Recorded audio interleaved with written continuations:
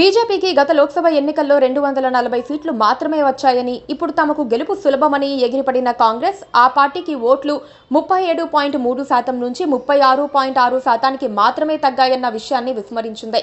అఖిల భారత స్థాయిలో బీజేపీ ఆదరణ అనుకున్నంత తగ్గలేదు. ఒక రకంగా హర్యానాలో కాంగ్రెస్ బీజేపీకి గట్టి పోటీనే ఇచ్చింది. ఎగ్జిట్ పోల్స్ అన్ని కూడా కాంగ్రెస్కే విజయావకాశాలు ఉన్నాయన్నాయి. కాంగ్రెస్ పార్టీ కూడా ఓటమిని అస్సలు ఊహించలేదు. ఒడిశాలో అధికారం సాధించి తమిళనాడు, కేరళ వంటి రాష్ట్రాల్లో కూడా బీజేపీ ఓటు బ్యాంకు పెంచుకుంటే కాంగ్రెస్ తాను బలంగా ఉన్న రాష్ట్రాల్లో కూడా నిలదొక్కుకోలేకపోతోంది. మరో 1-2 నెలల్లో ఎన్నికలు జరగనున్న మహారాష్ట్ర, ఢిల్లీలో కూడా బీజేపీ విజయం సాధిస్తే అప్పుడు ఇండియా కూటమిలో కూడా లుకలుకలు ఏర్పడతాయి. హర్యానా చిన్న రాష్ట్రమైనా ఒక కీలక సమయంలో జరిగిన ఆ రాష్ట్ర ఎన్నికలు మోదీకి తిరుగులేని బలాన్ని చేకూర్చాయి. ఈ విజయం ప్రాతిపదికగా ఆయన మహారాష్ట్రలో కూడా గెలిచేందుకు గట్టి వ్యూహాలనే రచిస్తారు. కాంగ్రెస్ తన భవిష్యత్తు కార్యాచరణపై మరింత గట్టి చర్యలు తీసుకుంటే తప్ప గెలవటం సాధ్యం కాదు. కాంగ్రెస్ పార్టీ 2022లో హిమాచల్ ప్రదేశ్ అసెంబ్లీ ఎన్నికల్లోనూ, 2023లో జరిగిన కర్ణాటక అసెంబ్లీ ఎన్నికల్లోనూ బీజేపీతో కాంగ్రెస్ పోటీపడి విజయం సాధించగలిగింది. అయితే 2024 లోక్సభ ఎన్నికల్లో కర్ణాటకలో బీజేపీకి 17 సీట్లు లభిస్తే కాంగ్రెస్కు 9 సీట్లు మాత్రమే లభించాయి. ఇక హిమాచల్ ప్రదేశ్లో మొత్తం 4 సీట్లు బీజేపీకే దక్కాయి. ఈ లోక్సభ ఎన్నికల్లో కాంగ్రెస్ అధికంగా మిత్రపక్షాలతో కలిసి పోటీ చేసిన స్థానాల్లోనే విజయం సాధించింది. ఉత్తరప్రదేశ్, తమిళనాడు లాంటి రాష్ట్రాల్లో మిత్రపక్షాల వల్ల కాంగ్రెస్ ఓటు శాతం పెరిగింది. లోక్సభ ఎన్నికల తర్వాత కాంగ్రెస్ దశ తిరిగిందని చాలా మంది భావించారు.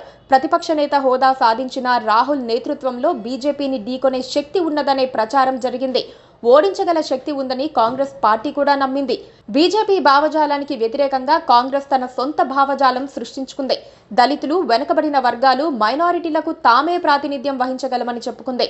బీజేపీని సంపన్న వర్గాల పార్టీగా, తమది పేదల పార్టీగా చిత్రీకరించింది.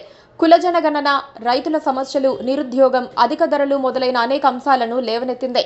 నరేంద్ర మోదీని రాహుల్ గాంధీ విమర్శించినంత తీవ్రంగా మరే నేత విమర్శించలేదు. ప్రతిపక్షాలు కూడా రాహుల్తో ఏమాత్రం విభేదించలేదు. పైగా ఆయనను ప్రోత్సహించాయి. లోక్సభలో ఆయన వెన్నంటి నిలిచాయి. కాంగ్రెస్తో పొత్తు కుదరని రాష్ట్రాల్లో కూడా ప్రతిపక్షాలు రాహుల్ను వ్యక్తిగతంగా విమర్శించకుండా ఇండియా కూటమిలో కొనసాగుతూ వచ్చాయి. హర్యానాలో 10 ఏళ్లుగా బీజేపీ ప్రభుత్వం కొనసాగుతోంది. రైతుల ఆందోళన, మల్లయోధుల నిరసనతో పాటు అనేక స్థానిక అంశాలు బీజేపీకి వ్యతిరేకంగా మారాయి. హర్యానాలో తిరిగిన ప్రతి జర్నలిస్టు అక్కడ మార్పు సంభవిస్తోందని భావించారు.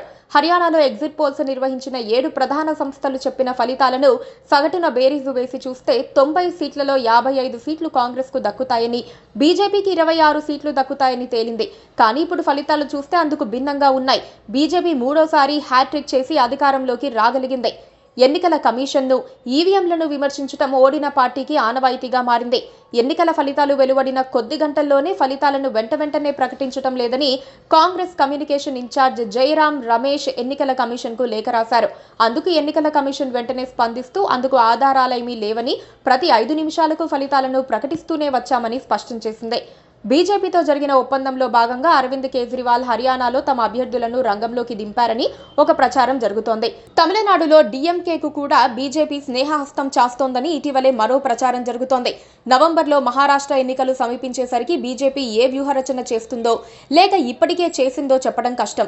దేశంలో తన ఆమోదయోగ్యత పెంచుకునేందుకు, తాను బలహీనపడ్డానన్న విమర్శలను దూరం చేసేందుకు, పూర్తి టర్మ్ అధికారంలో కొనసాగేందుకు మోదీ ఏ వ్యూహాన్నైనా అవలంబించవచ్చు. దక్షిణాదిన తెలుగుదేశం, జనతాదళ్ ఎస్తో చేతులు కలిపాక బీజేపీ బలపడింది. తెలంగాణలో కూడా బీజేపీ తన శక్తిని పెంచుకునేందుకు వ్యూహాలను సిద్ధం చేసుకుంటోంది. హర్యానాలో గెలుపుతో ప్రధానమంత్రి నరేంద్ర మోదీ మరోసారి దేశ రాజకీయాల్లో తన పార్టీకి బలమైన నాయకత్వం అందించగలరని నిరూపించుకున్నారు. కాంగ్రెస్ మొదటి జాబితాలోనే 28 మంది సిట్టింగ్ అభ్యర్థులను రంగంలోకి దించారు.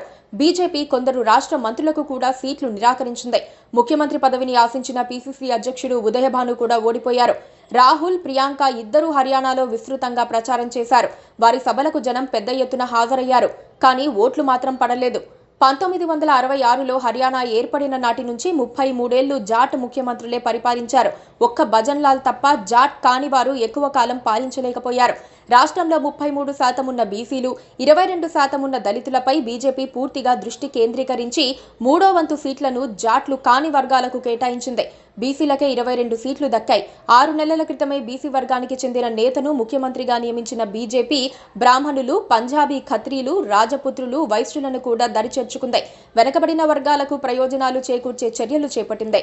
నిజానికి దేశవ్యాప్తంగా ఓబీసీ ఓటు బ్యాంకును తమ వైపుకు తిప్పుకోగలిగారు. సాధ్యమైనంత మేరకు ముఖ్యమంత్రులు, పార్టీ రాష్ట్ర అధ్యక్షులను ఓబీసీ వర్గాల నుంచే నియమిస్తోంది. జాట్ కాని వారందరినీ సంఘటితం చేసే ప్రయత్నంలో బీజేపీ విజయవంతం కావటమే హర్యానాలో ఆ పార్టీ గెలుపునకు కారణమని అంటున్నారు.